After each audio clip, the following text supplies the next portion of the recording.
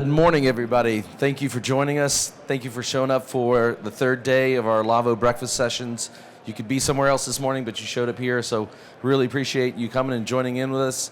My name's Tony Stairs. I work for Lawo. I'm sales director for audio in North America, and with me is Dan Charette. You want to tell us who you are, what you do, and how in the world you showed up here this morning? Absolutely. Thank you, Tony, so much for having me, and thank you, Lawo, for the opportunity. My name is Dan Charette. I'm a systems architect supporting Microsoft via Run Studios. I've been supporting them in various capacities over about the past 11 years or so. And my main function is to conceptualize, design, iterate, support, their production systems, their production ecosystem. Great. So you and I, met a few years ago. You gave me a call, and we started down a path of a project with you guys. Let's kind of dive into that story a little bit. Yeah. That's quite a story to tell there, Tony. So a few years back, we had an opportunity to reimagine sort of what our audio and our communications infrastructure were, and our all that media infrastructure as we moved from a baseband facility to eventually a SIP 2110 environment all up. The challenge that we faced there, though, was I didn't give you much time to do it. We had an opportunity to pull that project forward in time a bit, provided we could get it done, at least the audio order part of it, in just a few short months. So I basically cold called Lawo, and Tony answers, and I fill him in on the project, and I say, "Hey, Tony, I've got an opportunity to do something pretty cool here. Are you guys interested in seeing how your solutions might fit?" And this crazy guy, he gets on a plane, he flies from Texas to New York, he puts a console on a truck, he jumps on a plane, flies out to Redmond, Washington, and meets me there, and we spend the next few days together just kind of conceptualizing how Lawo's portfolio fits into the initial concept that we'd envisioned. And we get through most of that, but then the console shows up, we get the operators in, they start getting their hands on and really getting a feel for how our workflows might work in this new platform. And it was just a fantastic opportunity for us to see just the flexibility, the scalability, the incredible capacity that Lawo has to offer. And that was about an 11-day total process from here's my concept to here's how Lawo fits in, and turning it around to bill of materials and a purchase order. And then we gave you, I think, maybe 30 or 40 days to manufacture and deliver it. Yeah, manufacture and deliver. So yeah, I remember vividly, this was a Wednesday, and we were having a call, and you're like, "I want to do a demo on Monday." Yeah. And I'm like, in Seattle? Yes. Yes. The wife gets home. I'm like, I'm jumping on a plane today, going to New York. We got this thing at Microsoft, and it turned out to be fantastic. It was warp speed. It was warp speed. But we pulled it off, and it's going well. Yeah, we had a strong concept, and we were familiar with audio over IP, other protocols, things like that. So we knew how the solution had to fit into the ecosystem. But what we didn't know was just how good that solution was going to get over time and how it was going to continue to iterate. When we initially installed it, it had to kind of plug into a facility that was originally baseband, like HDSDI, embed de-embed workflows, MADI, that sort of thing. Because this was like your first foray into 2110. Yeah, it was. And so it was transitional. Yeah. A lot of people during that time were going through things where issues where you might not have been able to get network switches, network hardware, right? So we had some backlogs there, but we had to address the capacity issue that we had on our production front as we moved all of our global events, our arena events in-house as virtual and hybrid workflows, right?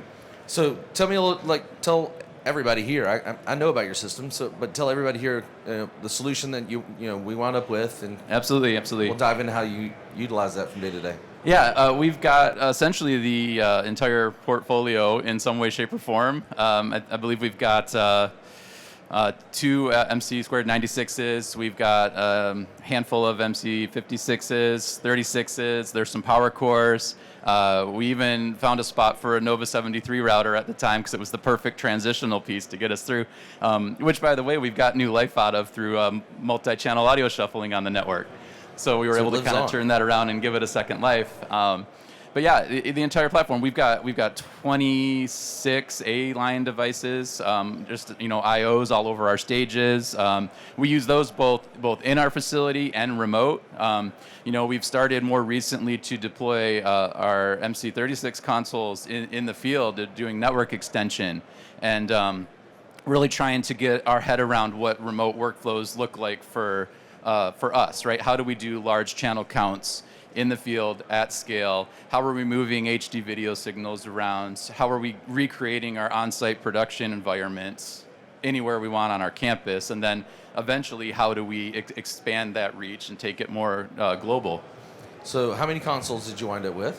We've got 11 and a power core, so you could say 12.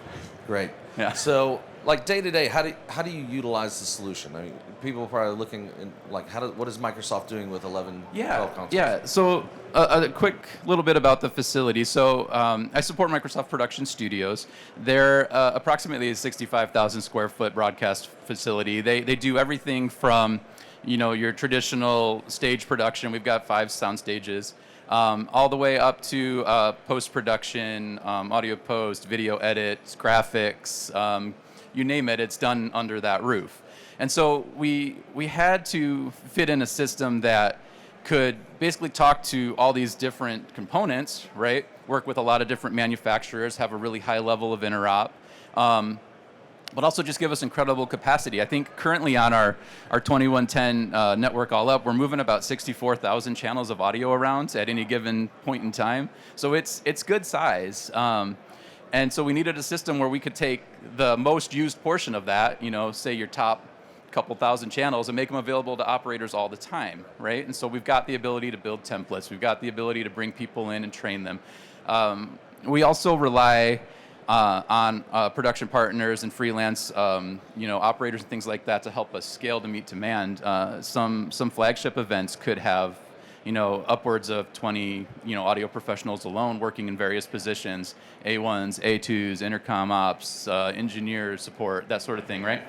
How did that transition go from your, previous, manufacturer to completely new manufacturer in the facility? Yeah. And you've got these operators you got to train up. Like, how did that transition go for them? Yeah, it was smoother than I thought it would be, to be honest. When we moved in the direction of Lawo, I had not had much experience at all with them. I've heard of the name, I've seen some literature, watched some videos, but it wasn't, really having that market penetration into the Washington State area to the extent that it does now, right? So this was new to a lot of us. We really had to kind of take a step back and say, okay, what's the workflow like, and how does it fit into what we need to do? But a lot of our operators are saying things like, wow, this feels sort of like familiar. Everything that I need is top level, but it's got power under the hood when I need it, right? I can dive in, I can customize it, I can make it do whatever I want to do, but I don't have to, right? I can have everything from simple newsroom operation to 148 channel live mix, no problem. So when we did this project, Home was kind of in its infancy, I would say. And this Yes, is kind of one of the largest, understatement. at the time, audio solutions that we did. Yeah. And it's obviously matured since then. I mean, can you tell us a little bit about kind of how you've utilized Home and kind of maybe let's take a little bit look into the future. Yeah. How you see it continue to help you and grow. Absolutely. So Home's really actually very interesting to me. It's enabled us to not only spin up complex workflows on the Lawo ecosystem, whether it be with, the audio consoles, whether it be with like .edge or something like that, right? But it's also enabled us to rapidly integrate third-party devices because it supports things like proxy workflows, right? It also now has support for NMOS, so we were able to take a system that we originally had spun up with remote control over Ember Plus and instantly kind of convert that to a full NMOS workflow where I can go on my broadcast controller and route whatever I need to from anywhere in the facility into our ecosystem. And it keeps growing. Now, what we're moving into with home apps and these sort of containered services, if you will, is an ecosystem where we can spin up the tools that we need when we need them. And I think that's a really important concept, and I think where a lot of things are going, because traditional machine rooms, they're big. Right. They take a lot of cooling, a lot of energy. You need all those tools, but you might not need them all at the same time. So this affords us an opportunity to grab what we need when we need it. Anything from a 32-channel console up to a 2048-channel console. There's a lot of things coming down the road that I'm really excited about. The commentary app, for example. That opens up other workflows for us besides commentary. We do a lot with foreign language interpretation and ASL workflows, things like that. It would be just incredible to be able to say, here's a URL. Grab your device, whether it be a tablet or whatever, plug in a USB microphone, and I have your signal, your video, your audio. I'm ready to go. And off you go. Yeah. Yeah. It gives us alternative workflows for when people might not be able to install an application. We work in an environment where corporate security is very high, very tight, right? Microsoft, for example, they're a zero trust network environment, and Home has helped us get around a lot of those challenges, specifically because it works really well in like OSI layer 3 completely routed networks, right? It just kind of fits in the ecosystem. And like I said, it's even matured and added more security layers to the solution, even over time. Yeah, especially with the latest update. We've improved login portals, things like that. You don't have to worry about operators getting into things you don't want them into right now. But for us, it also gives us a central place to monitor everything and to control everything. And if you combine it with other tools in the toolbox, like the console GUI or maybe like a Relay virtual sound card, you enable now remote workflows, right? Not necessarily cloud-based workflows, but remote workflows, where you can put an operator where they're at, meet an operator where they're at, or a support person like myself. I for example, support the facility from 1,000 miles away regularly. But I can move a fader for an operator. I can route audio for them. I can listen to audio. I can see all the telemetry, all the metrics, and I get real-time, status reporting on how the system's performing, which is amazing, by the way. So speaking of remote, like you and I have talked quite a bit about how this is going to mature, and like I think remote is definitely on the forefront of your mind. Absolutely. Like, what do you see this maturing into for Microsoft, and how do you see growing and utilizing what we're doing and growing into as far as remote workflows? Yeah, the area that I'm really excited to explore, over the next few years as we move forward is how we deploy these containerized workflows in something like Azure, in a corporate cloud, at scale, where we can continue to add maybe processing nodes to the platform as needed, and we can spin up workflows to meet our partners where they are. Right, I can build on-prem for my 90% use case, but can I take that other 10% and put it in a scalable, cloud, make it accessible, and better connect with all of the partners that we need to support globally? It's fantastic. Is there one challenge you had that Lawo really kind of addressed that you just didn't see coming, but it was just kind of a fit, or was it like you said, you initially didn't have a ton of experience in the products, and so there was a lot of trust, but then as you learned, I'm assuming there's some things that I think the biggest thing is just it's been the ease of use, the robustness, and the agility, right? We don't do the same show every day. Every single time we come in, every single day of the week, it is something different. And one day we might need 48 aux sends, and the next day maybe it's only 12 or 16, and we need more input channels, right? The console scales dynamically. That means that the system meets us where we are. And when you do that, it doesn't break everything else in the system. It just hides it for later.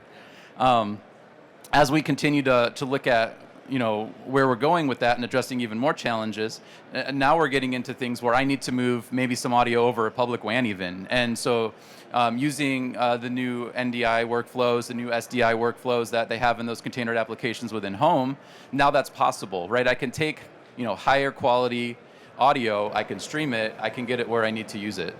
That's fantastic. I don't want to keep everybody all day. And you and I will get on the phone and start dreaming about all sorts of ideas. And I could do this all day, man. This is not uncommon for us. You guys are just joining in a conversation that happens between you and I quite often. So thank you for being here. Thank you for joining us, guys. Thank you for stopping by and taking a listen to what we're doing with Microsoft. And man, looking forward to the future with you. So thank you so much for having me. It's been a pleasure. Guys.